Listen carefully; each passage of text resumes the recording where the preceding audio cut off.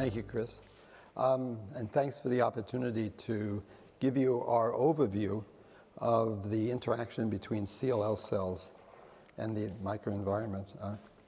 And I'll just refer to this for a second. This is a slide taken from Tom Kipps's recent review of CLL. The charge, if you will, that I have is to introduce some very general concepts and then the use of animal models that could allow us to ask questions about these interactions. So how do CLL cells interact with different cells in the microenvironment? T cells, myeloid cells, cells of the stroma, which are obviously very diverse, and then also potentially endothelial cells. Because this is really a very broad topic, I'm just going to talk about xenografts. So CLL patient-derived transfers into mice. There's a lot of reason to study animal models. Animal models, you know, we've learned a tremendous amount from TCL1 and such models. And you will hear a little bit about that from Shishi Chen, who will be one of the speakers that follows, and she'll give you some introduction to animal models. So I'm going to focus on xenografts. Before I go, I just want to mention the names of the people who did the work in our group that I will refer to. So first of all, there's Davide Bagnara, who began our whole look at this area about 8 or 9 years ago.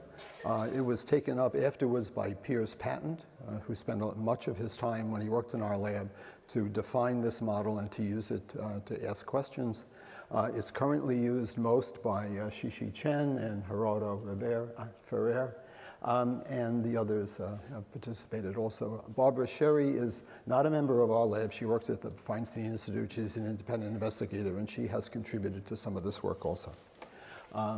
Conti and Jackie and so on are our clinical colleagues, and I won't tell you about this, but we have developed a relationship with Alan Ramsey and his group that unfortunately I don't have time to go into today. Okay, so why would one want to study human cells other than having a mouse model? And I think the main reason is what we heard about this morning, and that is CLL is really a very complex situation. It probably starts much earlier than in the hematopoietic lineage than we realized, yet it comes to its final transformation event at a relatively late stage.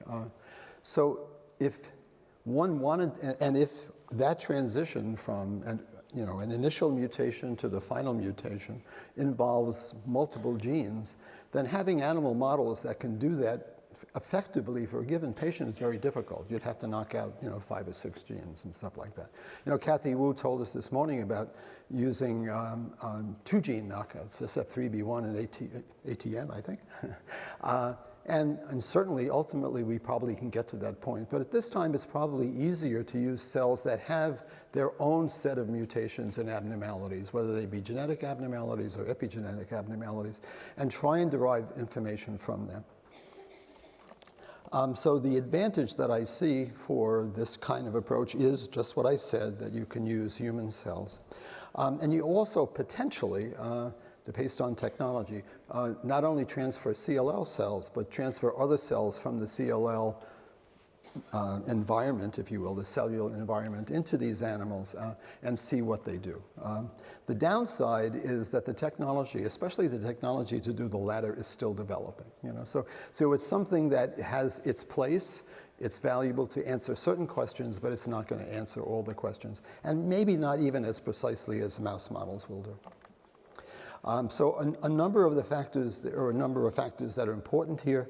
If you think about the recipient animal, that is if we're talking about mice, the mouse that's going to receive the CLL cells, important considerations are the histocompatibility barriers and the responsiveness of that mouse or of the cells that you transfer into that mouse to these genetic differences.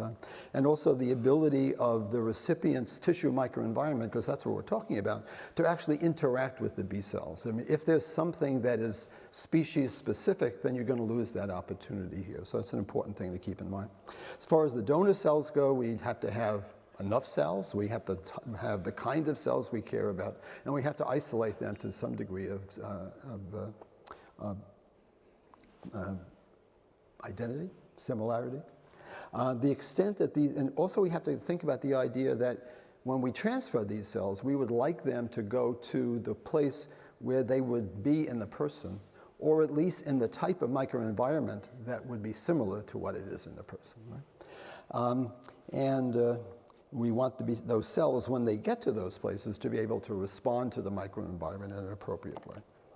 So the histocompatibility barriers, xenoantigens are obviously there. This is a xenogeneic transfer. But our experiences, and also the experiences of others years ago, is that the recognition of xenoantigens by human T cells is not as robust as it is the recognition of alloantigens. To be honest, we rarely see an evidence for GVH in the experiments that we do the way we do them. So I think that's, even though I'm sure that's happening, it appears to be less of an issue. And the other then is the animal. Okay, so it's really essential that this animal act as an in vivo test tube, if you will, or culture dish. So it can't see the CLL cells and eliminate them upon entry. And we're lucky. There are a couple of strains of mice that, because of spontaneous mutations that have occurred in nature, and also the ability to eliminate certain genes, that there are at least 3 models now, 3 species that are good recipients that we can use. And they're the NSG animals, the NOG animals, basically very similar, minimal differences in genetics, and also a RAG knockout animal. There is one additional problem, though, because these animals are alymphoid. Okay, so they don't have T and B cells. They have a skid-like background, and they don't have an effective common gamma chain gene. So they can't generate T cells, B cells, and K cells. They can, however, have a relatively effective myeloid compartment. And one of the problems with the myeloid compartment is this innate ability to see something foreign and actually eat it. And the immune system has designed itself so it can actually control that. As sometimes you want to eat another cell because it might be bad, and other times you obviously don't want to eat it. So there's this receptor combination of CD47 and SIRP alpha that allowed that dialogue to take place. So if this interaction is avid enough, then the cell that can do the eating, in this case the macrophage, will not eat the cell expressing CD47. Okay? It leads to a negative signal for phagocytosis and cytotoxicity. As I said, there are these 3 models. The models that are based on the NOD background are lucky in the sense that the CD47 SIRP alpha interaction is avid enough so that the eat me, don't eat me is more in favor of don't eat me. So they're better, if you will, than the animals on the BALP-C RAG knockout background. However, one can overcome that, and one can overcome that by introducing into these animals the a human SIRP alpha gene, and one strain that does that is something called Mr. G. But the point is that you need to be able to not have reasonable lymphocyte-related immunity, and you have to be able to avoid this eat me, don't eat me issue. Okay? So I'm going to talk about, this is from a review, which is an excellent one, actually, if you want to look at it, about these animals. They are the NSG, NOG, and another one called BRG, which I'll just not talk about just for time purposes, and the transfer into them of cells from the blood of CLL patients and look at outcome. And almost everything I'll talk to you about will relate to that. At the end, I'll show you that in some situations you might want to use stem cells, hematopoietic stem cells, and in that context, it's best to have such an animal that's been supplemented with genes that promote not only HSC engraftment, but differentiation down various hematopoietic cell lines. Okay, so the model they're going to tell you about, and I'll do this very briefly, is taking CLL cells or CLL cells plus T cells from the same animal and putting them into alymphoid mice, and we use NSG mice. And the pivotal initial observation, again made by Davide Bagnara, was that in order for this to happen, you have to have T cells present, and these T cells have to be activated. And there's some sort of interaction, whether it be actually cognate or via cytokines is not clear, but an interaction between T and B allows for the growth of CLL cells in vitro, in vivo. That is dependent on CD4 T cells, because if you treat the T cell population, I won't go into the details here because I'll show you something like this in a second, but if you treat the T cell population with anti-CD4 antibodies, the ability of the B cells to engraft and grow is inhibited. Okay? So you can take CLL cells and put them into these mice without T cell help, and they will sit there. They will not necessarily be gone, but they won't grow. Okay?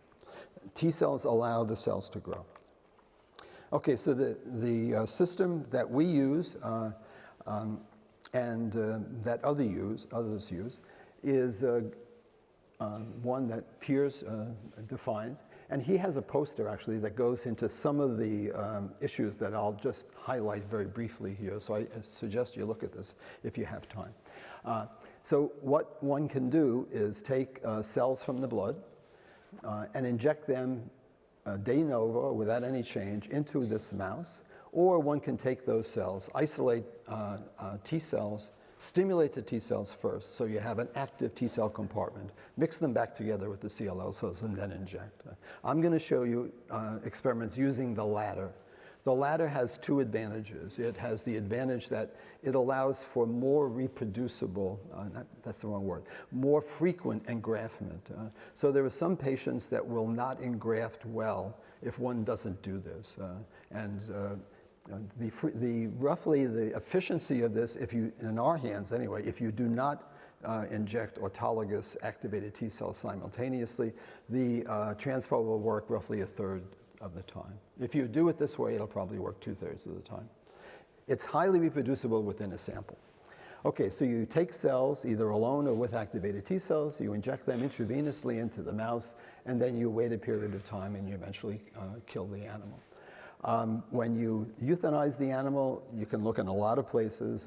Routinely, at least, we look in the spleen. Part of the spleen we use for flow cytometry analysis, and part of the spleen we use for immunohistochemistry. And what Piers found is that you can roughly divide the time from injection of the PBMCs to the time in which you either kill the mouse or the B cells are no longer present into 3 general categories. And I'll go through them very quickly. And again, he can talk to you in more detail about this. So there's a B cell phase, a mixed cellularity phase, which in practicality means T plus B, and then an elimination phase. So the B cell phase is right after injection, okay? And remember I told you that in order for the cells to grow, they need activated T cells.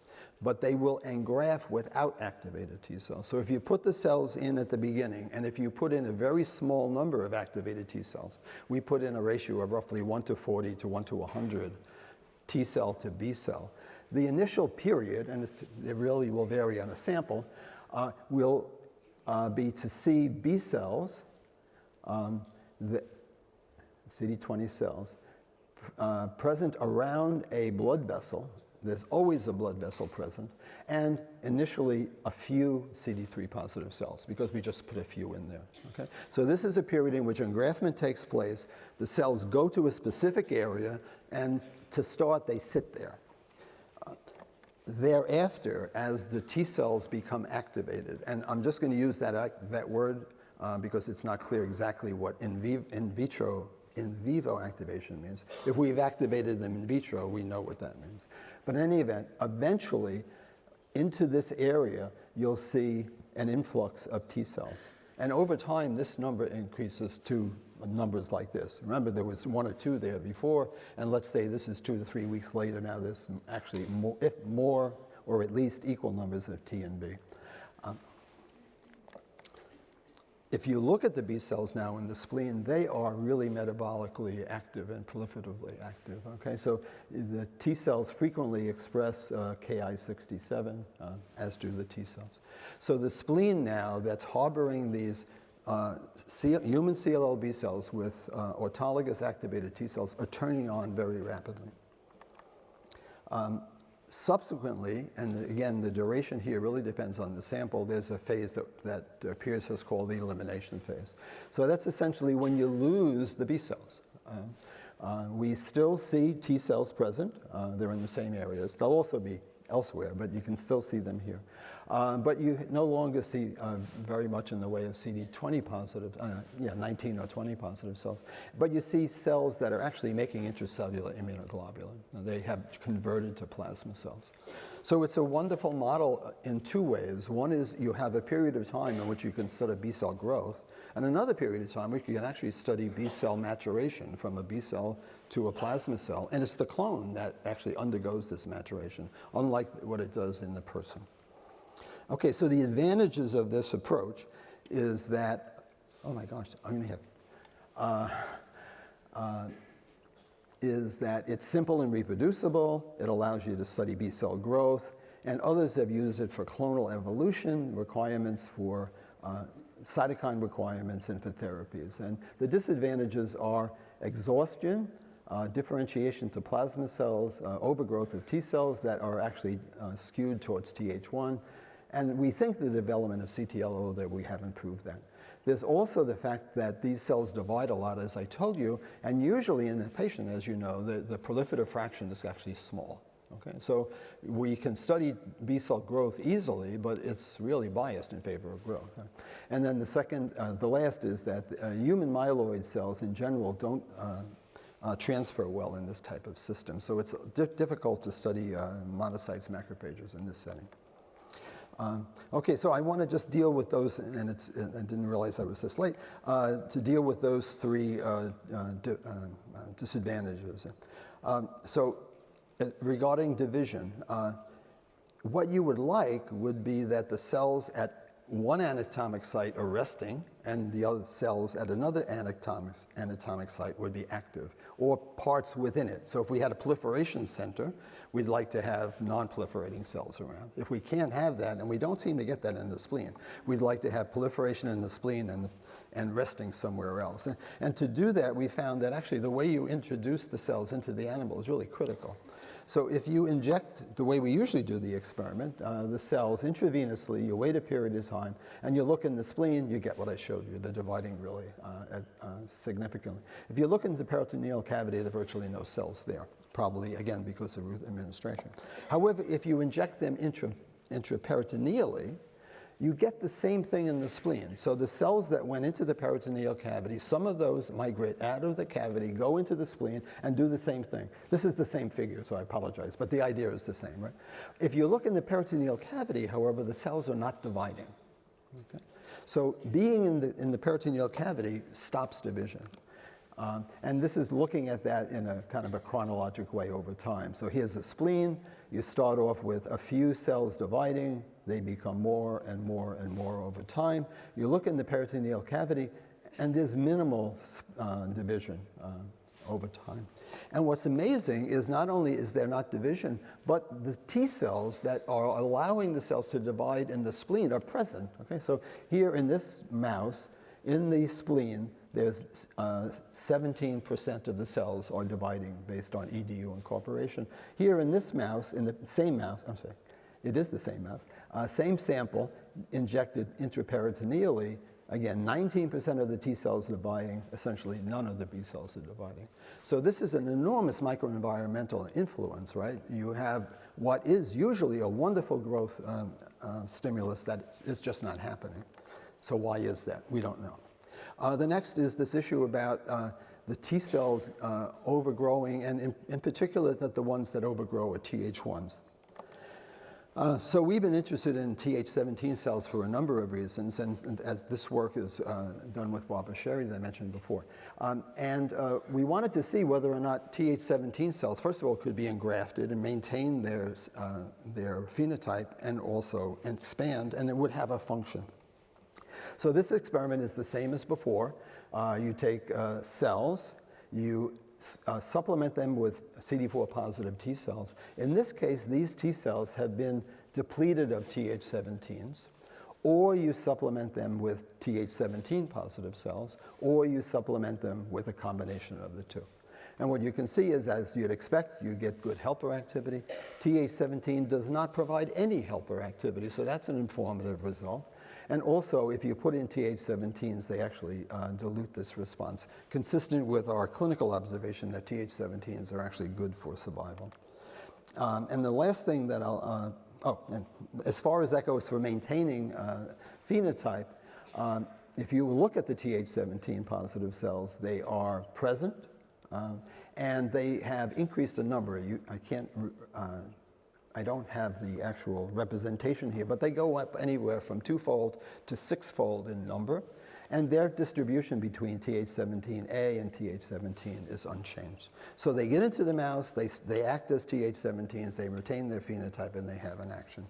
Last thing, and I'll do this very quickly, is this disadvantage about myeloid cells. So I mentioned to you before that there are mice in which cytokines, human cytokines, have been introduced that allow for engraftment of CD34 cells and better differentiation. So that particular strain is called NSG-SGM3. It has that name because it produces IL-3, GM-CSF, and stem cell factor.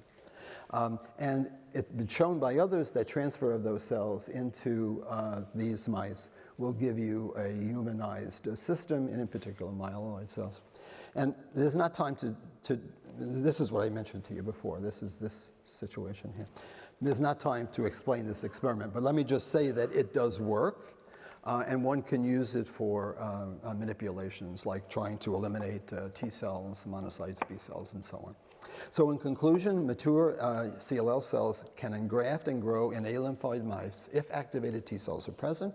The cells, if they're injected IP, one can study both a resting compartment and a proliferative compartment. You can transfer, at least so far for Th17, specific T cell subsets that are different from Th1. And this other mouse, this SGM3 variant, allows you to study the myeloid compartment. Thank you.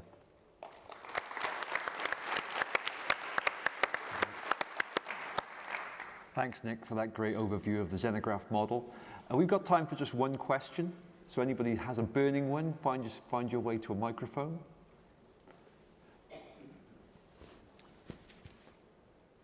Romina Gamberales from Buenos Aires. Thank you very much for your talk. Two? Small, no, one. Only one. Did you check whether leukemic cells home to lymphoid tissues like lymph nodes? So in these mice, lymph nodes are rudimentary. So one of the downsides of them is that you actually can't generate lymph nodes, even if you put in CD34 positive cells. There's a variant of this mouse that expresses TSLP, thymic stromal lymphoid prickly. And that apparently, we have not tried that. We haven't been able to get the mice yet. But those mice apparently will allow for the development of a lymphoid system, at least not in CLL, but using normal CD34 positive cells. So one might be able to do that in the future, but right now these animals don't allow you to ask that question. Okay, Thanks again, Nick, for a great start.